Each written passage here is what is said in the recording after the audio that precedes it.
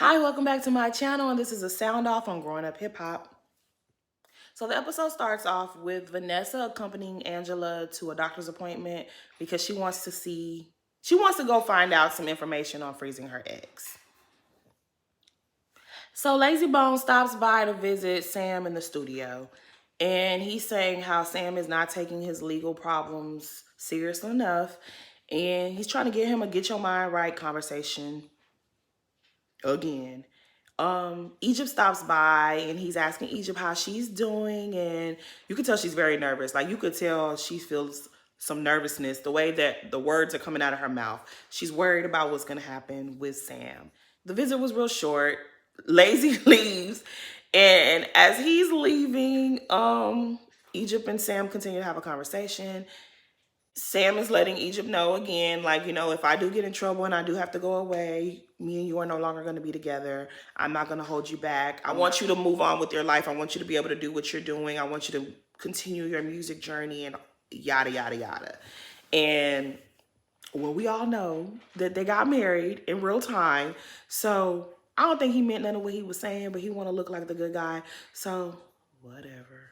So back at Angela's doctor's appointment, they're doing an ultrasound and everything looks great. They go back to the doctor's office and she's explaining the process, and Angela gets the price. I'm really, we be clowning Angela for not really giving us much, but I'm really glad that she did this because I've always wondered how much that really costs. And she asked the right questions, for us girls who be, who might want to do something similar. And she was like, it's between $9,000 to $15,000 to freeze your eggs. That's a lot of money. Like, that's just freezing them. Then what happens when you want to like actually use them? Yeah, you got to have some coins these days, but having a child is priceless. So, go ahead and freeze them eggs, Angela. So Cree is back and she's visiting Savannah. Now, I think this is like they was playing cut and paste with the footage, because I do remember an interview that Cree did, and she said that she spoke to Savannah and that they didn't air it. Well, they're airing it now. And so she stops by to visit Savannah, and Savannah attitude still stank. It still stank. Her energy still, ugh. The energy is still stank. Like, her attitude is so fucked up. And I don't want to judge this young lady. So I really was glad when they weren't showing her, because I don't want to talk bad about her. But it was just like, girl, that shit is not enjoyable to watch. This is coming from someone who has a fucked up attitude. That shit is not cute. It's not cute. And don't nobody want to watch that on their show. We don't. But anywho, Cree is saying to her, like, girl, I have your back, but I'm going to check you when we're together.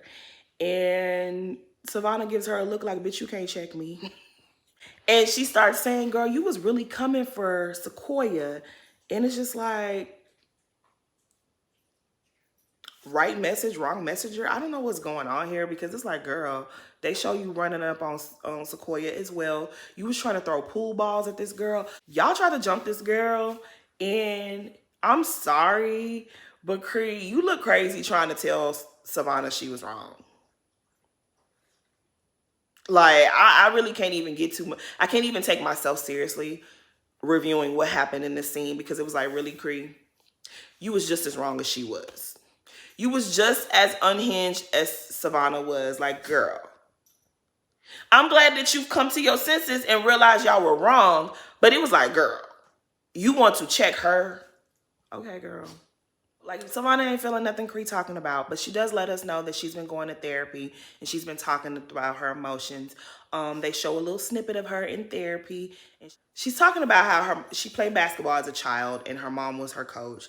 And one day there was a girl talking to her and she's telling the little girl to shut up. The mom thought she was talking to her, punched her in front of the whole group. So I don't know if she's trying to tell us that her mom is violent towards her, or if she's just saying, I don't know what that little story was about. I don't know. I really don't know what that story was about. I was a little confused. Like, are you trying to say that your mom is violent? Are you trying to say that you had, your mom was abusive to you as a child? I didn't understand it. Because I don't want to make that kind of assumption about the girl mama now. I really don't want to do that. But it was kind of out of place. I really didn't understand why they threw that part of her therapy session in there, but I guess it was to explain why she's so aggressive and she always wants to fight. I don't know. But anywho, it's a new day and Vanessa is FaceTiming TT and she's congratulating her on her wedding and saying how sorry she was that she could not make it. TT ain't mad at her that she couldn't make it. She was like, girl, I get it. It's, you know, understandable. The weather was messed up anyways. It was what it was. But she was like, did you enjoy your day at least? Was there anything great about it? And she was like, yeah, at the end of the day, it was lovely. I loved it. You know, and they start talking about, well, how was you know, how are things with your family? You know, she giving her the rundown of everything that we've already been watching. They needed a scene, clearly. But she's giving her the rundown and she's saying what's what, and she lets her know that Egypt reached out to her and that she was gonna meet up with Egypt. And so she wished her luck. So back in Atlanta, Angela is with her friend. I wonder, is Angela, are you in Atlanta or are you in the outskirts? Because that's not Atlanta. But anywho, the screen said Atlanta, so we just gonna roll with that, okay? So Angela's back home and her good friend is visiting her, and they end up having a real heart-to-heart about her dating life and her wanting to find a partner, but not wanting to bring the wrong person, because we all know that Angela's son's father was killed a few years ago, and her son is old enough now to really be like asking questions about what exactly happened to her, to his father. Where is his father? How is he going to get a new father? He wants siblings, and that has to be a lot. That has to be a lot. Like, I know everybody likes to clown Angela, but the girl is doing the very best that she can do. And I tip my hat to her, because that cannot be easy. You know, that cannot be easy at all. Especially nowadays, like, these new dudes, these new niggas, chow, they something else. They are something else. And then for her, like, everyone knows who she is. Everyone knows who her family is. People want to get around her because, you know, that Simmons name holds weight in the music business.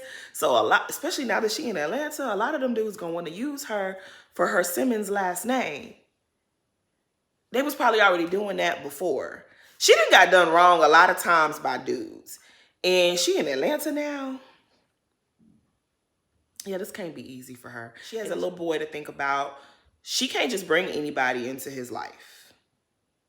So she really gave a real, you know, she really let it out. She really expressed herself in this scene with her friend. And it's like, girl, I'm rooting for you, girl. I'm rooting for all of us girls out here, you know, out here, because it's tough. It's not that pretty out here, you know. So TT goes to meet up with Egypt so that they can have a discussion. And it's hella awkward because it's been 2 years since they've really been on speaking terms. And yeah, it was awkward for me. And I was all the way at my house watching it. But anyways, pretty much it seems like Egypt just wants to snap her fingers and everything be reset. And unfortunately, life doesn't work that way. She starts talking. And TT, I don't give a damn who don't like TT. I like TT. That is the type of bougie that I aspire to be. She got me beat. She got me beat. But you know what I like about TT is that she don't give a damn what y'all think. She's gonna be bougie in the name of Jesus. Y'all can't shame her out of being who she is. That girl. That girl brought her own wine. She was like, oh, I like the wine that you got. I love it. But I'm going to go get my own. It's in the car. I'll be right back. After TT retrieves her wine from the car, she's ready now to have this discussion with Egypt, or at least she's half ready. And they start talking. And Egypt, like I said, Egypt is really like in La La Land. She's sitting here talking about, you know, we can just go back to normal. And I really want you to know that I love you. She really wants things to just be reset. And TT is like, girl, nah, you did some shit that it's going to take some time to get back to that place. It's not going to happen overnight. And I don't think Egypt liked hearing that. So she starts going into the, you know, pretty much she's blaming TT for the way that people feel about her and Sam. Now, we all know that TT in the beginning of the relationship, did a lot of meddling. She did a lot of some backstabbing things. I guess people would consider backstabbing. She did a lot of stuff behind Egypt's back to sabotage the relationship, or at least to slow it down. Um, Some people feel like it was wrong. Some people feel it wasn't wrong. It was wrong. Okay, I'm gonna say this. It was wrong because at the end of the day, you got to let people make their own choices. You have to let people, God gives us free will. So you are no one to take away someone else's free will. If she wants to make a mistake and be with this man, TT, you should have backed all the way back. Especially when her parents gave the green light, you should have backed the fuck back. But TT, you did some things that you probably should not have done. And I get that. The way that these people retaliated, though, was wrong. Once they started saying that TT was in love with Sam and TT backed off, the girl left the damn country and went to her man to Jamaica and got pregnant. You went all the way to Jamaica to have a conversation with this girl and it really didn't go nowhere. But the girl was done. She was done bothering you. For you guys to take it to the next level, a year later, this girl has a baby in the middle of a scary ass pandemic. Y'all don't call to congratulate her about her baby. Y'all stay away from her. Y'all didn't care to see if she was okay. Y'all didn't ask her if her stitches was healing all right. Y'all didn't ask nothing. In the midst of this woman's body trying to heal, you and your mother contacted another relative and came up with the scheme that Todd set up to say her husband was cheating on her. That was nasty. And it would have been one thing had it just been Egypt and Sam doing that to TT, but it's the fact that Pep and the other auntie, they all came together. Like the other auntie got on a plane to do this shit. And then y'all wrap that shit up real nice, hand it to Savannah, who y'all don't even really know. Y'all went too far. And TT has a right to be upset about it. And all the things that you feel like TT did in the past, you have a right to be mad about that, yes. But that does not cancel out what y'all did to TT. Because at the very bottom of it, TT was trying to have your back. You were trying to destroy her. And that was fucked up. And then she keeps asking TT. She wants to move past it. She don't even want to acknowledge what she's done. She's saying in the confessionals how TT is not taking any accountability for the role she played, but neither are you, girl. You ain't taking no accountability. You didn't even want to talk about what y'all did last season. Y'all acting like y'all didn't do that shit. And that was nasty. Like, I just could not imagine. Me, I'm an auntie myself. I would never purposely want to hurt any of my nieces or nephews. Any of them. Let alone link up with the other auntie to harm. That's nasty. At the end of the day, that was wrong. She doesn't acknowledge her part. TT, no one acknowledges anything. But like I said, y'all know I'm Team TT on this situation. For two sisters to team up against their sister's daughter and publicly embarrass her, it was a lot. That's a lot. Y'all didn't care. That lady could have, like, y'all didn't know if that lady's mental health was okay after having a baby in a pandemic. Y'all didn't know what that woman was going through, and y'all did that to her. Like, saying she was in love with Sam wasn't enough. Egypt just don't get it. She don't get it. I don't know. It was like, girl, I don't know. Like, I would have a hard time talking to somebody like Egypt because it's like, girl, are you serious? Egypt does not realize that TT is a whole nother person now. I think before TT was like, Egypt is her baby. They were so ingrained in each other's worlds, and you haven't been on speaking terms with your cousin for 2 years. In that 2 years, she has become a mother and a wife.